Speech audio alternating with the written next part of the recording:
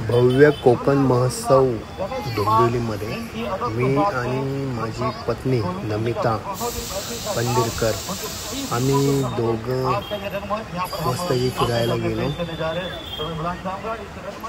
पावया आतमध्ये आम्ही एंट्री केली आणि मस्त खूप छान अशा प्रकारे सुंदर कोकण महोत्सव।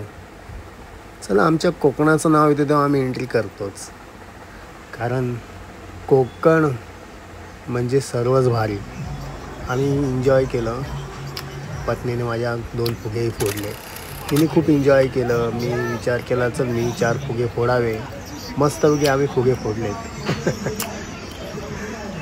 फुगे फोडताना बालपण नक्की आठवलं की आम्ही बालपणी असे जत्रेमध्ये गेलो की फुगे फोडायचो, खूप छान वाटलं।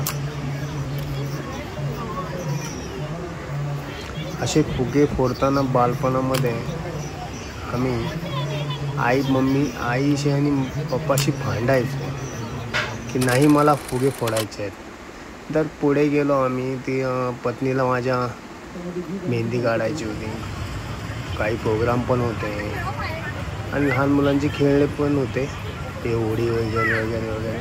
आम्ही खूप पाहिलं वगैरे, पण मुलांना काही घेऊन गेलो नाही, कारण आम्हाला माहिती आहे ते पण भरपूर वेळ घेतील आणि मला काही शूट करायला मिळणार नाही। छोटासा मला व्हिडिओ बनवायचा होता, मी प्लॅनिंगच केलं होतं की मला व्हिडिओ बनवायचा आहे, पण मला व्हिडिओ काय बनवता येणार नाही। खूप छान प्रकारे कोकण भव्य महोत्सव जो होता आतमध्ये खूप मस्त भरलेला। पण तिकीटं खूप महाग होती, पण कधी काळी लोक खर्च करतातच। 100, 80, 150 खाऊचे पदार्थ पण खूप महाग होते, 200, 300, 80 खूपच महाग होते। पण लोक कधीतरी खर्च करतच असतात आणि त्यात आम्ही थोडासा खर्च केलाच की चला आपणही खाऊन पाहूया टेस्ट। आणि मी खाल्लं थोडं काहीतरी आणि पत्नीने माझ्या खाल्लं, तिला